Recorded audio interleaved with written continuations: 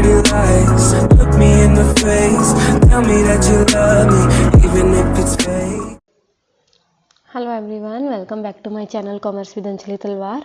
सो आज जो हमारी लास्ट एक्टिविटी बची हुई है इस चैप्टर की, डेट इज़ फाइनेंसिंग एक्टिविटी, वो हम कंप्लीट करने वाले हैं। हम जो है ऑलरेडी ऑपरेटिंग एक्टिविटी कंप्लीट कर चुके हैं, इंट्रोडक्शन क्लास कवर कर चुके हैं और इन्वेस्टिंग एक्टिविटी भी कवर कर चुके हैं। आज जो हम करेंगे वो है फाइनेंसिंग एक्टिविटी और साथ में एक प्रॉपर क्वेश्चन कि अगर कैश फ्लो में तीनों एक्टिविटीज़ आपको एग्जाम में आ जाती हैं ऑपरेटिंग एक्टिविटी भी, इन्वेस्टिंग भी, फाइनेंसिंग की, वो कैसे निकालना है क्वेश्चन, और लास्ट में उसको मैच कैसे करना है कि आपको कैसे पता लगेगा कि क्या इक्वल आएगा कि आपका आंसर ठीक है। जैसे बैलेंस शीट मैच हो जाती थी ना, उसी टाइप से हमारा क्या है, एक चीज़ cash and cash equivalents match होंगे। वो कैसे मैच करने हैं वो भी आपको सिखाऊंगी, ठीक है। So let's start with cash flow with financing activity. तो फाइनेंसिंग मैंने आपको पहले ही बताया बच्चे, फाइनेंसिंग होता है रिलेटेड टू आर कैपिटल, कि हमारी कैपिटल बढ़ रही है तो हमारा पैसा आ रहा है, कम हो रही है तो हमारा पैसा जा रहा है। फॉर एग्जांपल कैपिटल में क्या आएंगे हमारे शेयर्स, डिवेंचर्स, लोन, चाहे वो शॉर्ट टर्म हो चाहे वो लॉन्ग टर्म हो, है ना। ये चीज़ें हमारी क्या है, कैपिटल में आती हैं। अगर ये इशू हो रहे हैं तो कैपिटल बढ़ रही है, और अगर ये रिडीम हो रहे हैं तो कैपिटल कम हो रही है, ठीक है। तो अगर स्टार्ट करते हैं, सो फाइनेंसिंग एक्टिविटी जब हमें निकालना है तो हम ऐड क्या क्या करेंगे, proceed from issue of shares including premium, issue of debenture, loan receive, चाहे वो शॉर्ट टर्म है लॉन्ग टर्म है, कैश क्रेडिट और बैंक ओवरड्राफ्ट वाला है ना, हम उसमें इग्नोर करते थे करंट एसेट और करंट लाइबिलिटी के टाइम पे। और माइनस क्या करेंगे, अगर हम रिडम्पशन कर रहे हैं प्रेफरेंस शेयर की, रिडम्पशन कर रहे हैं डिबेंचर्स की, बायबैक कर रहे हैं इक्विटी शेयर्स का, या लोन को रीपेमेंट कर रहे हैं, ठीक है, कैश क्रेडिट कम हो रहा है। और फिर उसके बाद interim dividend during the year, propose dividend paid, interest paid सब पे, तो ये क्या हो जाएगा हमारा माइनस, देखो ब्रैकेट में डिनोट है, तो हमारा आंसर आ जाएगा क्या, कैश फ्लो फ्रॉम या फिर यूज्ड इन फाइनेंसिंग एक्टिविटी। ये तो इजी है ना। जैसे फॉर्म द फॉलोइंग इन्फॉर्मेशन, हमें कैश फ्लो निकालना है फाइनेंसिंग एक्टिविटी से। तो हमें गिवन है इक्विटी शेयर्स। अब मुझे एक बात बताओ, इक्विटी शेयर कितने हैं, 30 लाख, और इधर है 20 लाख, 22 से 23 इधर जा रहा है, तो हमारे 10 लाख तो बढ़ गए। लेकिन कहता नीचे चेक करो इक्विटी शेयर से related, during the year x limited ने बोनस शेयर इशू किए हैं 2:1 में, देखो ये वाला इंपॉर्टेंट है पॉइंट। इसके अलावा देखते हैं 12% डिवेंचर रिडीम हुआ है 1 जुलाई को, न्यू डिवेंचर 10% जो है इशू हुए हैं same date at discount of 5%, ठीक है। Propose dividend on equity share capital for previous year ended हमें गिवन है 8% पे, और इंटरेस्ट पेड है बैंक ओवरड्राफ्ट पे 10,000 का। तो बोनस शेयर जो होता है, देखो नीचे नोट में भी गिवन है क्या, जो बोनस शेयर होते हैं वो हम एग्जिस्टिंग शेयर होल्डर को देते हैं बिना कोई अमाउंट चार्ज किए। तो मुझे एक बात बताओ, बोनस शेयर के लिए कैश तो कोई आया ही नहीं ना। अगर यहाँ पे बोनस शेयर वाली लाइन ना गिवन होती तो हम ये 10 लाख यहाँ पे प्लस करते, लेकिन अब ये कह दिया कि हमें बोनस शेयर दिए हैं। बोनस शेयर का मतलब 2:1 में डबल दिए हमने, तो 20 लाख में हमने 10 लाख के क्या दिए, 30 लाख हमने क्या किए हैं, हमारे अब जो हो गए हैं वो इक्विटी शेयर हो गए हैं, ठीक है। तो हमने क्या किया, 2:1 के हिसाब से हमने क्या दिए हैं, मतलब जिनके पास 2 शेयर थे उनको एक एक्स्ट्रा हमने क्या कर दिया है, शेयर दे दिया है। तो 10 लाख हमने क्या किए हैं, बोनस शेयर इशू किए हैं, ठीक है, क्योंकि 20 लाख डिवाइडेड बाय 2, तो कितने एक्स्ट्रा हुए, 10 लाख हमने शेयर दे दिए, क्योंकि 2 वाले को 1 दिया है ना, जिसके पास 2 शेयर थे उसको 1 दिया है, तो 20 लाख वालों को और कितने दिए होंगे, आधे, आधे, तो 10 लाख, तो इसीलिए यहाँ 10 लाख इंक्रीज होकर 30 लाख। तो ये 10 लाख हम क्या करने वाले हैं, इग्नोर करने वाले हैं। तो ये समझ आया कि यहाँ पे ये क्यों इग्नोर हुआ। ये जो क्वेश्चन है ना, इसमें बहुत सारे पॉइंट्स हैं जो आपके क्लियर होने वाले हैं। उसके बाद 12% डिवेंचर हैं वो हमारे 3 लाख से नील हो गए हैं, तो मतलब 3 लाख हमारा माइनस होएगा, ये बात तो समझे। इसके अलावा गिवन क्या है, 12% डिवेंचर को रिडीम कब किया गया बच्चे, 1 जुलाई 2022 को। और ऐसे ही न्यू 10% डिवेंचर जो ये वाले हैं, 10% मतलब 5 लाख जो ऐड होने हैं, ये हमारे हुए हैं कब, same date at discount of 5%। अब 5 लाख का 5% कितना होगा, 25,000 माइनस करके हमारा कितना आ गया, ये 4,75,000 है। देखो 4,75,000 प्लस हो गया और ये 3 लाख माइनस हो गया। ये बात समझ आई, क्योंकि डिस्काउंट पे है ना, तो पैसा कितना आएगा हमारे पास, 5 लाख के डिवेंचर है, 25,000 डिस्काउंट दे दिया तो पैसा तो 4,75 आएगा ना, और इधर हमारा 3 लाख जा ही रहा है, माइनस में ही आएगा ये तो, क्योंकि रिडीम हो रहे हैं। अब ये डेट का क्या करना है, ये काम आएगी इंटरेस्ट के टाइम पे, जब हम इंटरेस्ट निकालेंगे। तो इंटरेस्ट निकालना है अगर मुझे एक बात बताओ, जो ये 3 लाख मैंने यूज़ किए, कितना टाइम के लिए यूज़ किए, इसको हमने रिडीम कर दिया था 1 जुलाई 2022 को। तो मुझे अप्रैल मई जून, जुलाई तो हमने किया ही नहीं, तो 3 महीने हुए कि नहीं हुए, बात समझ आई। 1 अप्रैल से 1 जुलाई तक मैंने इन 3 लाख को 3 महीने यूज़ किया है, कितने 12%, तो 3 लाख पे 12% 3 महीने के लिए मेरा निकलेगा 9,000। ये बात समझ आई। 3 लाख पे 12% 3 महीने का मेरा निकलेगा 9,000। और ऐसे जो ये 5 लाख मैंने दिए ये कब यूज़ किए, ये भी मैंने 1 जुलाई को ही इशू किए हैं। तो अभी मैंने यूज़ किए जुलाई अगस्त सितंबर, ये इशू किए हैं तो बाद में यूज़ होंगे ना। तो जुलाई अगस्त सितंबर अक्टूबर नवंबर दिसंबर जनवरी फरवरी मार्च, ये 9 महीने के लिए हमने क्या किए, यूज़ किए। तो 5 लाख में 10% 9 महीने का निकालूंगी तो 37,500, तो टोटल 46,500 मैंने क्या किया है, इस पे इंटरेस्ट पेड किया है, किस पे, डिबेंचर्स पे। ये बात समझ आई। पहली बात तो ये समझो कि ये रिडीम हुए हैं तो ये माइनस होगा, ये इशू हुए हैं तो ये प्लस होगा, लेकिन डिस्काउंट को माइनस करके। उसके बाद जो इंटरेस्ट देना है वो अकॉर्डिंग टू डेट देना है। तो 1 जुलाई को रिडीम किए तो ये तो अप्रैल टू जुलाई हमने यूज़ किए, और ये हमने इशू किए हैं तो ये जुलाई टू मार्च हमने यूज़ किए। उसके अकॉर्डिंग जितना पैसा हम जिस टाइम यूज़ कर रहे हैं उसी के अकॉर्डिंग तो इंटरेस्ट देंगे ना, एक्स्ट्रा थोड़ी देते फिरेंगे। तो वो चीज़ का आपको क्या रखना है, ध्यान रखना है, ठीक है। उसके बाद अगर मैं बैंक ओवरड्राफ्ट की बात करूं तो ये भी हमारा कम हो रहा है ना, 1 लाख से 80,000, तो 20,000 हमने ये भी पे किया, ये भी माइनस में आएगा। ये बात समझ आई। तो फर्स्ट इसका काम हो गया, इसका हो गया। अब देखिए propose dividend equity share capital पे प्रीवियस ईयर का कितना है, 8% के हिसाब से। तो प्रीवियस ईयर पे 2022 पे 8% के हिसाब से 20 लाख पे 8%, 1,60,000 हमने प्रीवियस वो भी दिया है क्या, प्रपोज्ड डिविडेंड। और इंटरेस्ट पेड है 10,000, ये भी माइनस हो जाएगा, इंटरेस्ट पेड डिविडेंड पेड ये तो माइनस करते हैं सारा, तो ये भी क्या हो गया, माइनस हो गया 10,000 का। तो अब जब मैंने इसको पूरे को सॉल्व किया तो मेरा आंसर आया माइनस का 61,500, जिसको मैं लिखूंगी net cash used in financing activity.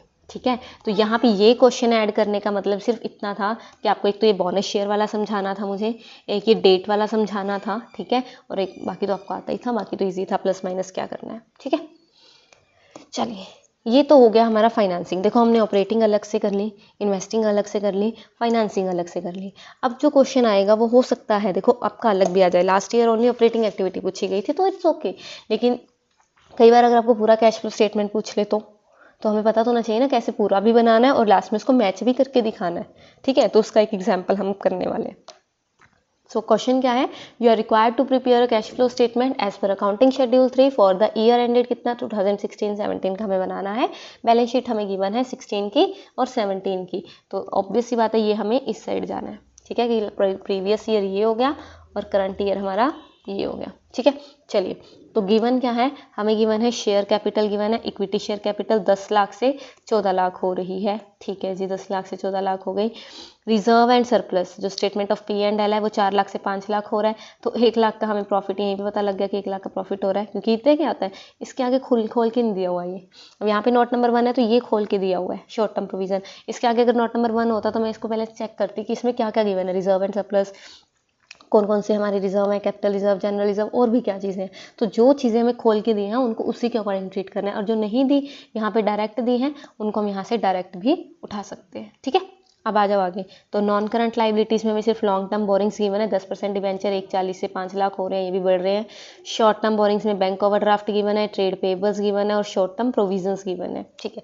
Short term provision में चेक कर लेते हैं, नंबर 1 में खोल के दिया क्या है शॉर्ट टर्म, अच्छा प्रोविजन फॉर टैक्सेशन है, ठीक है, प्रीवियस ईयर का करंट ईयर का। अगर इसके नीचे कुछ ना हुआ है तो इसका अकाउंट बनेगा। अगर यहाँ पे ना होता तो ये प्रीवियस ईयर वाला ऑपरेटिंग एक्टिविटी में से माइनस हो जाता और ये नेट प्रॉफिट में प्लस हो जाता। लेकिन अब इसका क्या दे दिया, एडजस्टमेंट दे दी, तो इसका क्या बनाना पड़ेगा, हमें अकाउंट बनाना पड़ेगा। याद है ना, ये हमने लास्ट क्लास में ये कवर किया है। देखो 3 क्लासेस बनी है, मुझे लगता है 4 इस चैप्टर की, और आपको सारा चैप्टर बहुत अच्छे से समझा दिया है, ठीक है। तो प्रैक्टिस करना अब आपके हाथ में है, तो ढंग से कर लेना अब इसको। और अच्छा खासा चैप्टर है, वेटेज अच्छी है इसकी, तो ढंग से कर लेना, ठीक है। चलो तो टोटल आ गया, ठीक है जी। अब नॉन करंट एसेट हैं जिसमें प्लांट प्रॉपर्टी इक्विपमेंट टेंजिबल में आता है, हमारे इक्विपमेंट में आ रही है, 9 लाख से 16 लाख हो रहा है, लेकिन ये भी हमें खोल के दिया है। नंबर 2 वर्किंग नोट में गिवन है। अच्छा ये एक्यूमुलेटेड डेप्रिसिएशन वाला आ गया भाई, इसके भी, हाँ ये देखो सेल वाला आ गया नीचे, तो इसके भी क्या बनेगा, अकाउंट बनेगा, इसका भी अकाउंट बनाने पड़ेंगे। तो 3 अकाउंट हो गए, प्रोविजन फॉर टैक्स का अकाउंट बनेगा, मशीन का बनेगा, एक्यूमुलेटेड डेप्रिसिएशन का बनेगा, 3 अकाउंट तो यही हो गए। आगे देखते हैं अभी। उसके बाद इंटेंजिबल एसेट गुडविल। देखो गुडविल का ध्यान रखना, गुडविल बहुत इजी है। गुडविल बढ़ रहा है तो परचेज किया है, कम हो रहा है तो अमर्टाइजेशन हो रहा है। अब यहाँ पे क्या हो रहा है, कम हो रहा है, तो ये जाएगा ऑपरेटिंग एक्टिविटी में, अमर्टाइजेशन के टाइम पे ऐड हो जाएगा वो non cash and non operating activity वाला। लेकिन अगर यहीं पे ये बढ़ रहा होता तो हम परचेज ऑफ गुडविल लिख के इसको इन्वेस्टिंग एक्टिविटी में माइनस कर देते, ठीक है ना, कि हमने एसेट खरीदी है, जैसे नॉर्मल एसेट खरीदते हैं वैसे, तो कोई बड़ी बात नहीं है। फिर करंट एसेट्स आ गई। करंट एसेट आ गई। करंट एसेट में हमें गिवन है इन्वेंट्रीज गिवन है हमारी, ओके, ट्रेड रिसीवेबल और कैश एंड बैंक का बैलेंस गिवन है, जिसमें से हमने ये खोल के देख लिया क्या क्या गिवन है। और नीचे पढ़ लेते हैं पार्ट ऑफ मशीनरी जिस कॉस्टिंग, अब यहाँ पे वर्ड क्या आया कॉस्टिंग, कि हम ये लेके ही 50,000 की आई थी, जिस पे डेप्रिसिएशन कितना लगना चाहिए 20,000, तो 50,000 पे 20,000 गए, कितने की चीज़ रहेगी 30,000 की। हमने सॉल्व कर दिया 18,000 की, तो 12,000 का हमें क्या हो गया लॉस हो गया, है ना। चलो, टैक्स पेड है 20,000, इसका अकाउंट बनेगा 2 बैंक में चला जाएगा ये, और इंटरेस्ट पेड हमें डायरेक्ट दे रखा है, इजी इजी, वैसे क्वेश्चन इजी है ये, ठीक है। और अगर पूरा भी आएगा ना, लाइक अगर आपको तीनों एक्टिविटी आती है तो most of the time question easy आता है, कोई दिक्कत नहीं है। अकाउंट्स का पेपर इजी आता है, टेंशन मत लिया करो, ठीक है। चलो, सो पहले अकाउंट्स बनाते हैं, पहले वर्किंग नोट बना के हम अपने अकाउंट्स बना देते हैं, ताकि हमें सारी अमाउंट यहीं पे पता लग जाए, और जब हम अपना एक्टिविटीज़ करें, है ना, ऑपरेटिंग इन्वेस्टिंग फाइनेंसिंग, तो उस टाइम पे हमें ज़्यादा टेंशन ना हो। तो अगर मैं ऑपरेटिंग एक्टिविटी की स्टार्टिंग करती हूँ तो मुझे पहला वर्किंग नोट क्या बनाना है, net profit before tax and extraordinary item. अब इस क्वेश्चन में एक्स्ट्राऑर्डिनरी आइटम है ही नहीं, ईजी है। तो नेट प्रॉफिट कितना आया था 1 लाख, हमने पढ़ा था यहाँ पे, याद है आपको, ये रहा, हमने लिखा भी था कि 1 लाख का प्रॉफिट हो गया, तो 5 लाख था, मतलब 4 लाख से 5 लाख हो रहा है, तो हमारा क्या हो गया 1 लाख का प्रॉफिट। अब इसमें ऐड क्या करना है, ट्रिप में ट्रांसफर टू रिजर्व्स नहीं गिवन, प्रपोज डिविडेंड नहीं गिवन, इंटरिम डिविडेंड नहीं गिवन, पी से प्रोविजन फॉर टैक्स गिवन है, लेकिन उसका क्या बनाना पड़ेगा, अकाउंट बनाना पड़ेगा। प्रोविजन फॉर अकाउंट का ओपनिंग बैलेंस यहाँ आता है, और प्रोविजन फॉर टैक्स का ओपनिंग बैलेंस क्या गिवन है हमें, ओपनिंग बैलेंस हमें गिवन है, कहाँ था, ये रहा, 30,000 और 60,000, और टैक्स पेड है हमारा 20,000, ठीक है, 30, 60 और 20, तो 30,000 यहाँ आएगा और 60,000 हमारा यहाँ क्लोजिंग बैलेंस, ठीक है। अब जो 20,000 पे किया है, पे यहाँ आता है हमेशा 2 बैंक से जो गिवन है, और जो बैलेंसिंग फिगर बचा वो टैक्स पेड निकल आया, ये क्या निकल के आया टैक्स पेड, और वो क्या निकल के आएगा टैक्स मेड, ये निकल आया 50,000। टोटल किया 80,000, 80,000 में से हमारे 30 गए, तो क्या आ गया हमारा 50,000 आ गया। तो अब क्या करना है, इस 50,000 को जो करंट ईयर का निकल गया है नेट प्रॉफिट में ऐड करना है, तो ये हम ऐड कर लेंगे 50,000, ये 50,000 ऐड किए तो हमारा नेट प्रॉफिट क्या निकल के आया 1.5 लाख का। ये चीज़ समझ आई, ये भी हो गया, ये भी हो गया, बचा क्या 2 अकाउंट बचे हमारे पास, कौन कौन से, मशीनरी अकाउंट और accumulated depreciation account, plant and machinery account, accumulated depreciation, plant and machinery का ओपनिंग बैलेंस यहाँ, क्लोजिंग बैलेंस यहाँ, एक्यूमुलेटेड का ओपनिंग यहाँ, क्लोजिंग यहाँ, इजी, यहाँ तक तो कोई दिक्कत नहीं है।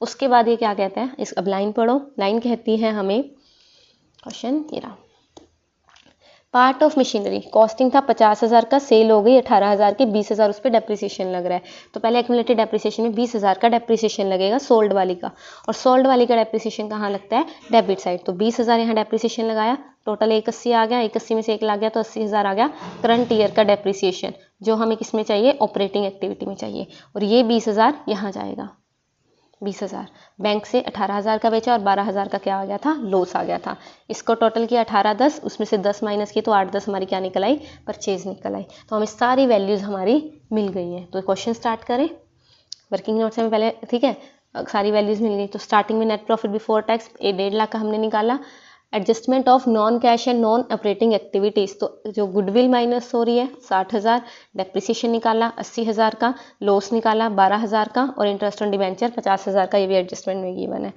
लेस करने के लिए कुछ था नहीं, इनकम कोई गिवन नहीं है, तो हमारा आ गया net profit before tax and working capital.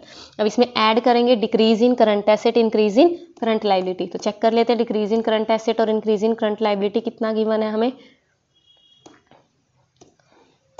तो अगर मैं डिक्रीज इन करंट एसेट और इंक्रीज इन करंट लाइबिलिटी की बात करूं, डिक्रीज इन करंट एसेट्स और करंट, ये रहा, तो इसमें शॉर्ट टर्म बोरिंग को तो हमें इग्नोर करना है अभी, ठीक है, हमें क्या लेनी है ये दोनों, तो हमारे प्रोविजंस में हमारा टैक्स वाला हो गया तो ये भी इग्नोर करना है, तो बचे कि सिर्फ ट्रेड पेबल्स, ट्रेड पेबल्स क्या हो रहे हैं इंक्रीज हो रहे हैं, तो ये ऐड हो जाएंगे, ये क्या हो जाएगा ऐड हो जाएगा, देखो यहाँ पे इंक्रीज इन ट्रेड पेबल क्या हो गया ऐड हो गया। करंट एसेट्स देखते हैं, करंट एसेट्स कितनी है, करंट एसेट की बात करें तो हमारा क्या है इन्वेंट्री और trade receivable, cash and bank balance तो इग्नोर करेंगे, यहाँ पे भी वो कैश एंड कैश इक्विवेलेंट का पार्ट है, तो ये भी इंक्रीज हो रही है 2 से 2.5 लाख 50,000, और ये 2 लाख, 2 लाख और 50,000। Decrease increase in current asset क्या होता है लेस होता है, पता है ना, ये इंक्रीज इन करंट एसेट क्या होगा लेस, तो increase in inventory increase trade receivable क्या होगा लेस हो गया, तो ये माइनस का 2, 10 आ गया, तो इसको जब मैंने सॉल्व किया इनको प्लस किया 352, ये माइनस किया तो मेरा आ गया 1,42,000। ये क्या निकल के आया operating profit before working capital, नहीं सॉरी वो तो यहाँ निकल आया था, ये हमारा निकल के आया cash flow from operating activities before tax paid. अब क्या करना है, लेस टैक्स पेड, जो प्रीवियस ईयर का हमने टैक्स पेड टू बैंक से डाला था ना 20,000 जो डायरेक्ट गिवन था वो माइनस कर दिया, तो आंसर मेरा निकल आया cash flow from operating activities. Step याद थे इसके जो फर्स्ट क्लास में करवाए थे बेटा? अगर आपको ये नहीं समझ आ रहा मतलब आपने ऑपरेटिंग एक्टिविटी किया ही नहीं है ना। ये तो बिल्कुल सिंपल है जो हम पूरा ऑपरेटिंग एक्टिविटी पढ़ के आए हैं दूसरी क्लास में, है ना, तो वही है। उसके बाद इन्वेस्टिंग एक्टिविटी। इन्वेस्टिंग एक्टिविटी में हमने अकाउंट बनाया, सेल निकाल ली, परचेज निकाल ली, तो उसको हमने सॉल्व करके यहाँ दिखा दिया, बिल्कुल ईजी है। फिर आ गया फाइनेंसिंग। फाइनेंसिंग में हमारे शेयर बढ़ रहे थे, डिवेंचर बढ़ रहे थे, इंटरेस्ट पेड माइनस हो जाएगा, बैंक ओवरड्राफ्ट कम हो रहा था तो वो रीपे किया वो माइनस हो जाएगा, तो ये हमारा क्या आ गया फाइनेंसिंग एक्टिविटी। इन दोनों में तो ऐसी कुछ नहीं है, इन्वेस्टिंग फाइनेंसिंग तो ऐसी ईजी होती है। यहाँ तक आई होप आपको ये क्लियर हो गया होगा अगर आपको तीनों एक्टिविटीज़ आती हैं तो। अगर ये नहीं आती तो पहले बेटा ये करो, ये ज़रूरी है वरना क्वेश्चन समझ नहीं आएगा। उसके बाद हमने क्या करना है, ये हमें ए का आंसर, ये सी का, बी का और ये हमें ए का आंसर मिल गया था 1,22,000, इन तीनों को प्लस करना है। क्या करना है प्लस। अब ये नई चीज़ है जो मैं आपको सिखाने लगी हूँ। हमें यहाँ पे क्या करना है ए प्लस बी प्लस सी, तो हमें क्या करना है जो हमारा 1,22,000 आया था 1,22,000 प्लस 7 लाख, जितना भी आएगा 1,22,000 प्लस 8,22,000, 8,22,000 में से 7,92,000 माइनस किए तो आंसर आ गया 30,000, क्योंकि वो माइनस का था ना ब्रैकेट में डिनोट हो रहा है। ठीक है, अब इसमें ऐड करेंगे हम cash and cash equivalents beginning of the year. तो बिगनिंग ऑफ द ईयर के कैश एंड कैश इक्विवेलेंट्स कितने थे, हमने यहाँ पे इग्नोर किए थे क्योंकि इनका काम अब आ रहा है। तो बिगनिंग ऑफ द ईयर के कैश एंड कैश इक्विवेलेंट्स से 60,000। जब मैं 60,000 बिगनिंग ऑफ द ईयर वाले ऐड करती हूँ और ये 30,000 है, तो 90,000 जो मेरा आंसर आना चाहिए वो कैश एंड कैश इक्विवेलेंट जो एंड ऑफ द ईयर वाले हैं वो मैच होना चाहिए। तो एंड ऑफ द ईयर कितने थे, एंड ऑफ द ईयर थे हमारे 90,000 और मेरा आंसर भी क्या आ रहा है 90,000। मेरा आंसर क्या आ रहा है बेटा 90,000। समझ आई ये बात? तो हमने किया क्या, हमने cash flow from operating activity निकाला ए, इन्वेस्टिंग निकाला बी और फाइनेंसिंग निकाला सी, उसको हमने यहाँ लिख दिया। उसमें हमने ऐड किए cash and cash equivalents beginning of the year, starting of the year के कितने थे 60,000, इन दोनों को ऐड किया। अब ये माइनस में भी आ सकता था, ठीक है, कोई वो इशू वाली बात नहीं है। तो जो आंसर आना चाहिए वो आना चाहिए जो हमें बैलेंस शीट में at the end of the year के कैश एंड कैश इक्विवेलेंट्स चाहिए। तो इसका मतलब हम तीनों एक्टिविटीज़ ठीक करके आ रहे हैं। इजी है? तो ये हो गया हमारा पूरा क्वेश्चन, एक पूरा क्वेश्चन भी हो गया और तीनों एक्टिविटीज़। तो ये चैप्टर हमारा कंप्लीट होता है। इसकी जितनी प्रैक्टिस हो सके उतनी कीजिए। मिलते हैं फिर नेक्स्ट चैप्टर के साथ, तब तक के लिए thank you so much. Tell me pretty lies, look me in the face, tell me that you love me, even if it's fake.